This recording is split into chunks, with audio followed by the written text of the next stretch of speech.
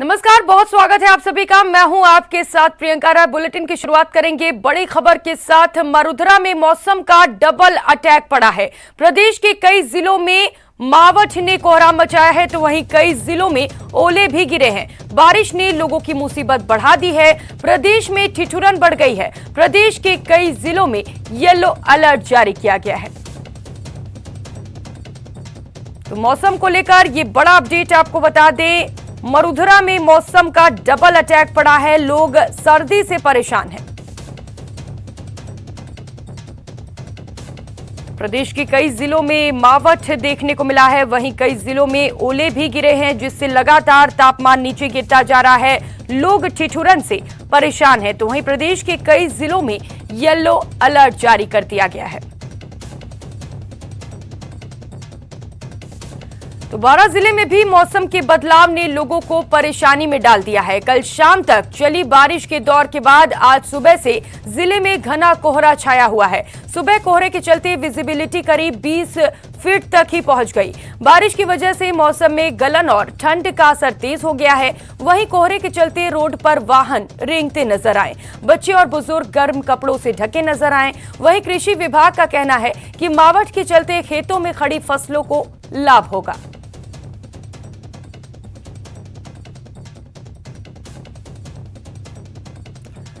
तो बात सवाई माधोपुर की करें तो यहां पर आज बेहद घनघोर कोहरा छाया हुआ है, जिसके चलते जनजीवन पूरी तरह से अस्त व्यस्त नजर आ रहा है। घने कोहरे के कारण विजिबिलिटी बिल्कुल खत्म सी हो गई है। ऐसे में सड़क यातायात तथा रेल यातायात पर भी इसका विशेष विपरीत प्रभाव देखने को मिल रहा है।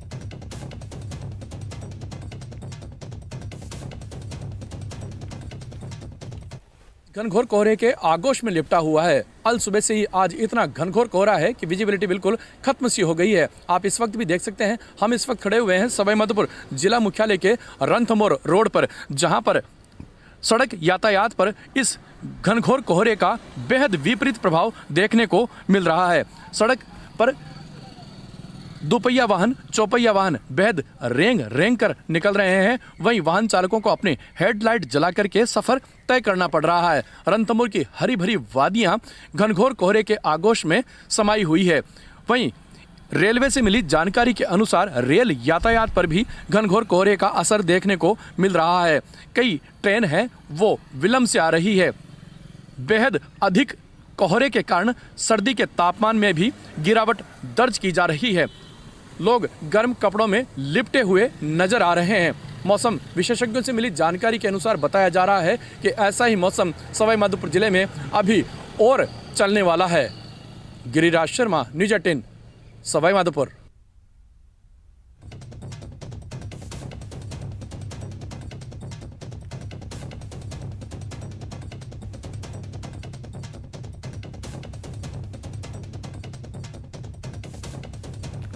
तो तस्वीरें आपको दिखा रहे हैं। सर्दी ने सितम ढाना शुरू कर दिया। आप देख सकते हैं किस तरीके से कोहरे का कहर बरप रहा है।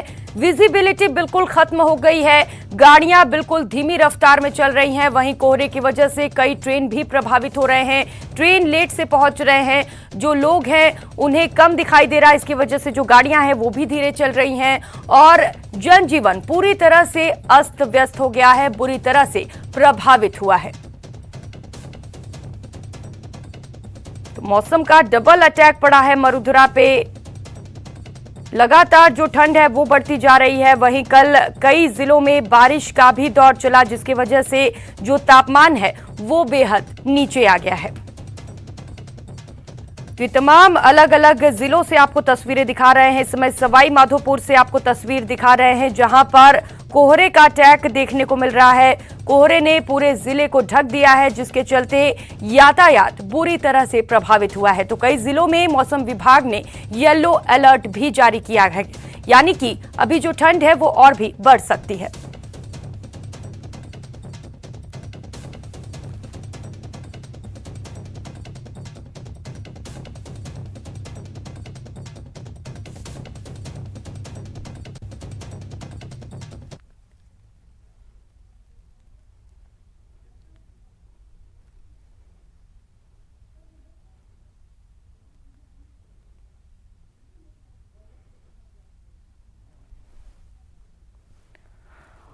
और इस वक्त हमारे साथ श्रीगंगानगर से अशोक शर्मा सीधे जुड़ चुके हैं। अशोक, श्रीगंगानगर की बात करें तो यहाँ पर मौसम के क्या कुछ हालात हैं?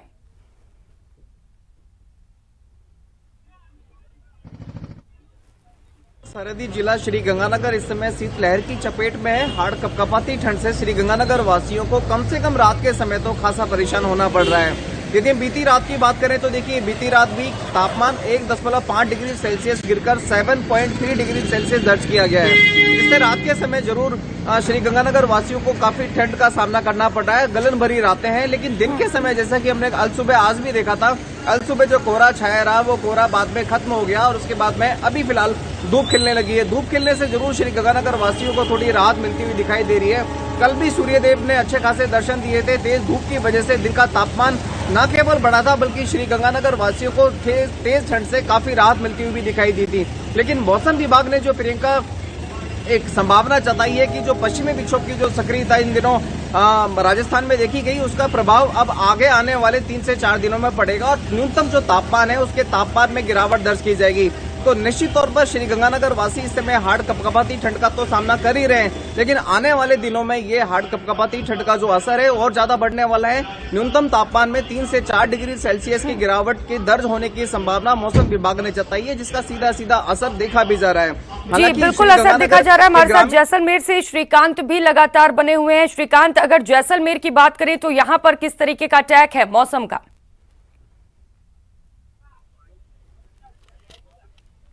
प्रिया, मैं आपको बता दूं कि जैसलमेर में जो है वो सर्दी अपना सितम ढा रही है, तो वहीं लोग जो है वो गर्म पेय पदार्थ और चाय का सहारा ले रहे हैं। यहाँ पर देखिए, चाय की थड़ी पर जो है सुबह से ही भीड़ है, कहीं अलाव लगाकर बैठे हैं, ग्रामीण क्षेत्रों से लोग पहुंचे हैं, तो पर्यटक भी जो है वो सुबह सर्दी से बचने के लिए चाय का सहारा ले रहे हैं। और पूर्ण रूप से जो है वो जैसलमेर में 2 दिन से तो सूर्यदेव के दर्शन तक नहीं हुए। तो सूर्यदेव के आज दर्शन होने की संभावनाएं जताई जा रही है और लोग आप देख सकते हैं कि अलाव जलाकर जो है वो बैठे हुए नजर आ रहे हैं। लोग यहाँ पर सुबह जो है अलाव कर रहे हैं और चाय की थड़ियों पर चाय पी रहे हैं। हमारे साथ कुछ लोग से भी बात करते हैं। एकाएक सर्दी बढ़ी है, किस तरह जो है वो मौसम में बदलाव आया? बहुत ज्यादा मौसम बदलाव आया। कल और परसों तो जब कश्मीर, जैसलमेर नहीं था, कश्मीर था।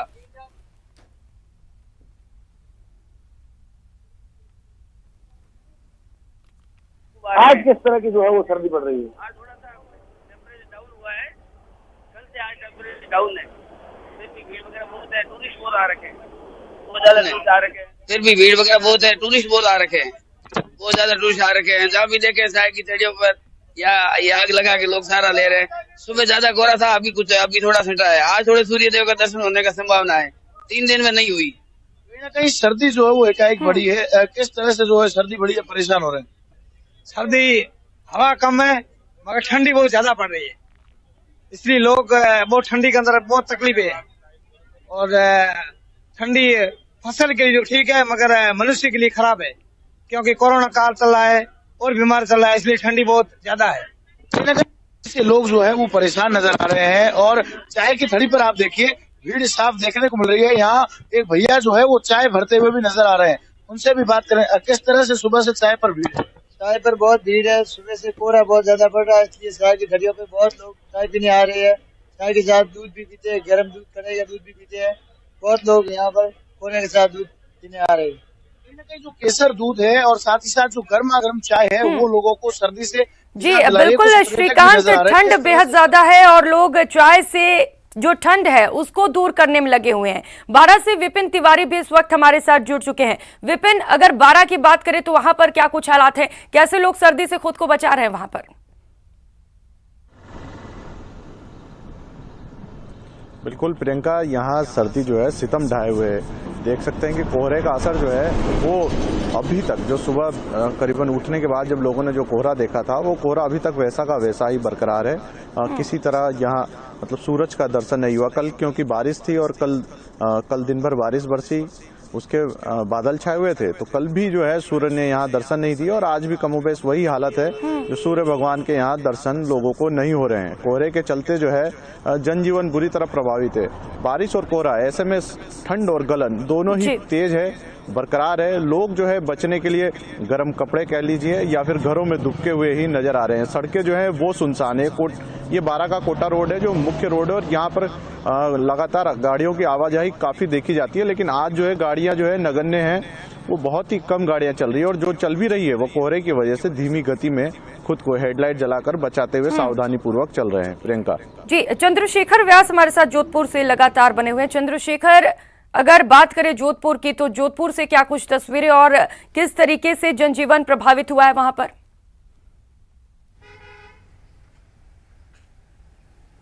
देखिए प्रियंका, अगर बात करें जोधपुर शहर की तो यहाँ पर डबल की जगह ट्रिपल अटैक एक साथ हुआ है। एक तरफ तेज सर्दी, उस पर जो बारिश और उसके बाद कोरोना का जो है एक तरह से एकदम से आंकड़ा बढ़ जाना, तो कहीं ना कहीं जोधपुर शहरवासियों के लिए ये मौसम जो है इस बीमारी के लिहाज से अनुकूल नहीं लग रहा है। बात करें तो शहर का तापमान लगातार गिरावट है। पिछले 2 दिनों से जो पश्चिमी विक्षोभ के चलते बारिश हो रही है, बारिश के बाद जो है कोहरे ने शहर को जब अपने आगोश में ले लिया है।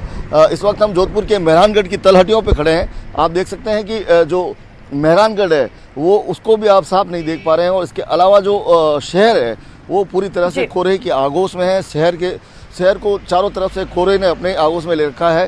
सुबह सुबह यहाँ पे ठंड जो है लगातार बढ़ती जा रही है और माना जा रहा है कि जैसे ही ये बादल हटेंगे उसके बाद शहर में सर्दी और अधिक बढ़ने वाली है और साथ ही जो सर्दी जनित बीमारियां उनका प्रकोप भी कहीं ना कहीं बढ़ने वाला है। जोधपुर शहर के सभी जो गेस्ट हाउस है वो पर्यटकों से भरे हुए हैं। अगर बात करें तो जिस प्रकार से 31 दिसंबर के सेलिब्रेशन को लेकर जो विशेष तैयार है जोधपुर शहर के विभिन्न जो गेस्ट हाउस की तरफ से जो ऑफर्स दिए गए उसको लेकर जो है कहीं ना कहीं जो पर्यटन बढ़ा है और साथ ही साथ ये चिंता बढ़ी है कि कोरोना जो है लगातार शहर में बढ़ रहा है। कल की बात करें तो 9 जो है कोरोना संक्रमित पाए गए थे, जिसके बाद अब 22 जो है कोरोना एक्टिव मरीज जोधपुर शहर में हो चुके हैं। लेकिन राहत की बात यह है कि कोरोना ओमिक्रॉन का जो है असर यहाँ पे नहीं दिख रहा है। अगर बात करें सूर्य नगरी जोधपुर शहर की तो आपको मैं नज़ारा दिखाना चाहूँगा कि भगवान सूर्य नारायण को जो बादल अपनी ओट में छुपा लेने का प्रयास कर रहे हैं, वही शहर को जो है कोहरा अपनी आगोश में लेने का प्रयास कर रहा है। कहीं ना कहीं जो एक नैनीताल और शिमला जैसा नज़ारा जोधपुर शहर में देखने को मिल रहा है। जी बिल्कुल चंद्रशेखर, हम तस्वीरों में साफ देख पा रहे हैं कि किस तरीके से कोहरे ने पूरे शहर को ढक रखा है। विपिन, आपके पास आना चाहूंगी,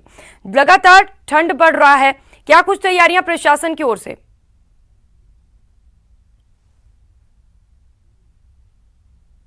बिल्कुल, प्रशासन की ओर से जो है सबसे जो व्यवस्था की गई है वो जो है सड़क पर सोने वाले लोग जो बेघर हैं, बेसहारा है, जिनके पास इस ठंड में सर छुपाने की जगह नहीं है, उन लोगों के लिए जो है यहाँ पर शहर के भीतर हो या जिले के अन्य स्थानों पर नगर पालिकाएं हैं, वहाँ पर करीबन आधा दर्जन आश्रय स्थल बनाए गए हैं जहाँ पर जो है बेघर लोगों और बेसहारा लोगों को रुकवाने की व्यवस्था की गई। वहाँ पर उनके लिए जो है कंबल, रजाइयाँ, इस तरह बिस्तर, इन तरह की व्यवस्था की गई है ताकि जो ठंड में किसी तरह की कोई जो बेसहारा लोग हैं उनको परेशानी ना हो। जी अशोक शर्मा, आपके पास आऊंगी। जैसा कि ठंड में यातायात प्रभावित हुआ है, अगर श्रीगंगानगर की बात करें तो यहाँ पर कितना यातायात प्रभावित हुआ है, लोग कितने परेशान हैं? देखिए प्रियंका, पिछले 2 दिनों से अलसुबह के दौरान ही हमने फोका देखा था, तो उस समय जरूर विजिबिलिटी थोड़ी सी घटती हुई दिखाई दी थी, लेकिन जैसा कि अभी समय में आप मेरे पीछे बैकग्राउंड में देख पा रहे होंगे, सूर्यदेव निकल चुके हैं, गुनगुनी धूप भी खिल चुकी है, जिसकी वजह से जो फॉग की वजह से जो विजिबिलिटी घटी थी उसका प्रभाव अब लगभग ना के बराबर रह गया है। तो यातायात पे तो कम से कम पिछले 2 दिनों से कोई असर दिखा नहीं जा रहा है। ट्रेन भी अपने यथावत रूटीन शेड्यूल पर चल रही है, लेकिन आगे आने वाले दिनों में जिस तरह से कि मौसम विभाग ने संभावना जताई है घना कोहरा की और शीतलहर चलने के साथ साथ मिनिमम टेम्परेचर में 2 से 3 डिग्री सेल्सियस की गिरावट की जो संभावना जताई गई है, उससे निश्चित तौर पर आगे आने वाले दिनों में प्रियंका श्रीगंगानगर के वासियों को तेज हार्ड कपकपाती ठंड का सामना करना पड़ेगा। फिलहाल जो ये मौसम बना हुआ है, ये मौसम देखा जाए तो रबी की फसलों के लिए भी खासा फायदेमंद होता है, खासतौर से गेहूं, चनों और सरसों के लिए, क्योंकि इससे पकाव में बहुत मदद मिलती है। तो किसानों के लिए तो खुशगवार मौसम है ही है और श्रीगंगानगर वासी भी इन दिनों इस तेज हार्ड कपकपाती ठंड का भी आनंद लेते हुए देखे जा रहे हैं। जी ठीक है, तो किसानों के लिए ये मौसम फायदेमंद हो सकता है। चंद्रशेखर, क्या जोधपुर में भी किसानों के लिए मौसम फायदेमंद साबित हो रहा है?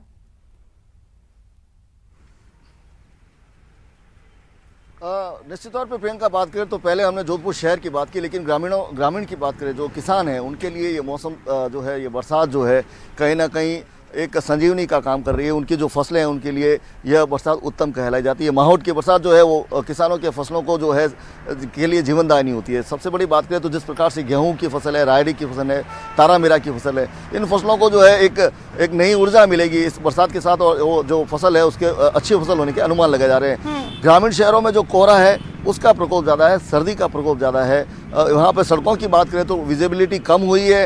लोगों ने जो 9-10 बजे तक वहाँ पे जो ग्रामीण क्षेत्र और हाईवे है वहाँ पे जो वाहनों की हेडलाइट्स ऑन रहती है। कुल मिला के जो ये मौसम है वो कहीं ना कहीं सर्दी का सितम तो है, लेकिन किसानों की अगर बात करें तो उनके लिए एक अच्छा माहौल है, एक अच्छा मौसम है। इस माहौल ठीक है, अच्छा मौसम है। चलिए, सिरोही से प्रतीक सोलंकी भी हमारे साथ जुड़ चुके हैं।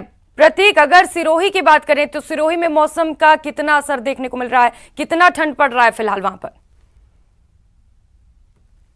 जी बिल्कुल प्रियंका, बात करना चाहूँगा सिरोही की। तो देखा जाए तो यहाँ पर जो है बीती रात को जो मूसलाधार बारिश होने के बाद में अचानक जो मौसम में के तापमान में भारी गिरावट दर्ज की गई है। किसानों की जो चिंताएं थी जो वो अब खुल के सामने आ रही है, क्योंकि जो सारी फसलें थी लगभग नष्ट होने की कगार पर है। और यहाँ पर लगातार जो तापमान की बात की जाए तो माउंट आबू में जो टेम्परेचर जो है -1 में चला गया है। वहीं अगर सिरोही की मैदानी इलाकों की बात की जाए तो वहाँ पर भी टेम्परेचर जो है -2 डिग्री और 1 डिग्री के आसपास जो है दर्ज किया गया। वहीं अगर बात की जाए किसानों की फसलों की, तो जिससे लोगों को अब जो है फसलों को नुकसान होता है वो साथों साथ देखा जाए। मैं बताऊंगा अभी यानी कि 9 बजे हुए यहाँ पर देखा जाए तो किस प्रकार यहाँ पर धुंध छाई हुई है। यहाँ पर पूरी जो अरावली पर्वत श्रृंखला है वो यानी कि धुंध की आगोश में है और कुछ विजिबिलिटी भी नहीं है। ट्रक जो आने जाने वाले जो है उनकी गति भी धीमी हो चुकी है, क्योंकि जिससे किसी भी प्रकार की दुर्घटना का सामना उनको नहीं करना पड़े। और विजिबिलिटी भी है जो कम होती हुई नजर आ रही है। बिल्कुल प्रतीक, जिस तरीके से कोहरा सितम ढा रहा है, दुर्घटना की संभावनाएं भी बढ़ जाती हैं। ऐसे में जरूरत है सभी को और ज्यादा अलर्ट रहने की। बहुत शुक्रिया चंद्रशेखर, अशोक, प्रतीक और विपिन और श्रीकांत, आप सभी का हमारे साथ जुड़ने के लिए और तमाम जानकारियां साझा करने के लिए।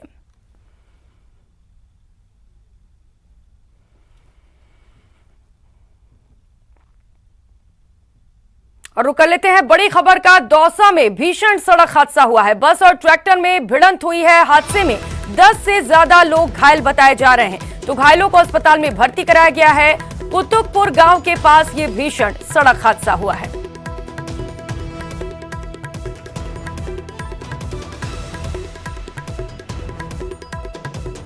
एक और बड़ी खबर का रुख करेंगे। राजसमंद से खबर है, जहां पर 2 ट्रेलर में भिड़ंत हो गई। 2 ट्रेलर के आपस में टक्कर में ट्रेलर चालक की मौत हुई है, वहीं एक घायल बताया जा रहा है। घायल को अस्पताल में इलाज के लिए भर्ती किया गया है। हादसे से हाईवे पर लंबा जाम लग गया है। भीम थाना क्षेत्र के पास ये भीषण सड़क हादसा हुआ है।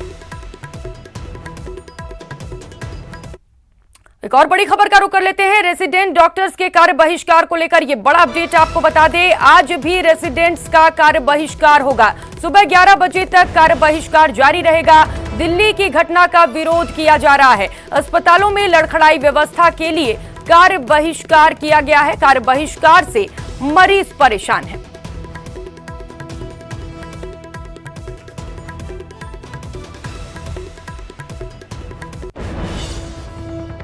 और वक्त हो चला एक छोटे से ब्रेक का, लौटेंगे फौरन।